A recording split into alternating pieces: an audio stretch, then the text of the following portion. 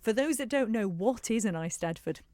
Well, an Eisteddfod is a competition, and there's all sorts of classes like spelling bee, hymn raising. Now, hymn raising is that members of the audience just starts a hymn and everybody else joins in. There's no prizes, but it gets the night going because everybody's part of it. And Wendy MacDowell's on the piano, and she's amazing because she just sort of fiddles around trying to listen to somebody and then joins in the whole hymn. And the winner is the person who is the nearest to the key that the hymn has been written in. So if it's written in C major and somebody starts in C major, then they win the prize. And it sounds complicated, but it's not. And it's really a way of joining everybody, the whole audience in, just to get everybody warmed up. Well, I love it because actually I did a tiny bit of research and just to look up what Eisteddfod means, because it's a Welsh word, isn't it, by origin. And apparently it means sitting together. And I think that's lovely because actually one of the things about it, and you're sort of touching on this here now, is everyone comes together and it's a very sort of community entertainment event, isn't it? It is. God, we're so clever, aren't we? Didn't even know we were that clever. So well done for looking that up. I didn't know that. I'm earning my pennies today. John, do you remember the first Eisteddfod that you attended? Oh, it's a long, long time ago, Christy. It must be, I dread to think, 50 years ago? More. I don't know when it started. Do you know when it started, Doug? Yeah, when did the Braaid one start? A long time ago, because my father was one of the original Braaid boys, and I think they started it more or less then and on the island, when I was a child, every Friday or Saturday night, I used to go to an Eisteddfod all around the island.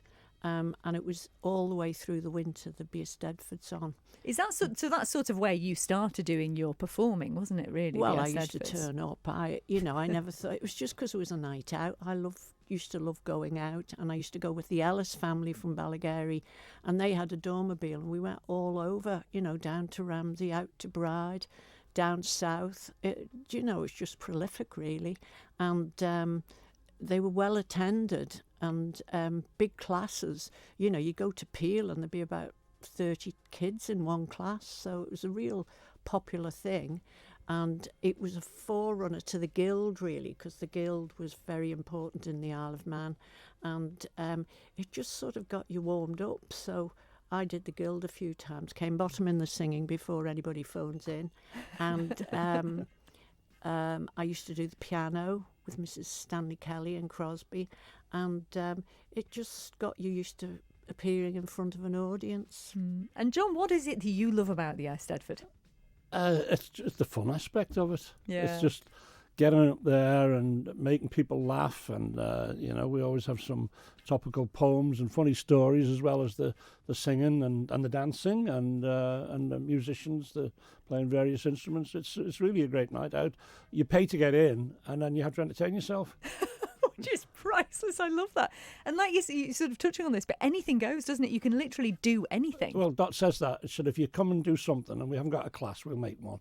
Oh, that's brilliant. What's the maddest thing you've seen at an Eisteddfod? Eric Goldie brought the late Eric Goldie, God rest Eric, we loved Eric, and he came one night with a box, and it was a gramophone record, a really old gramophone, and he put a record on, and he had a class, the gramophone class, and he just played the gramophone.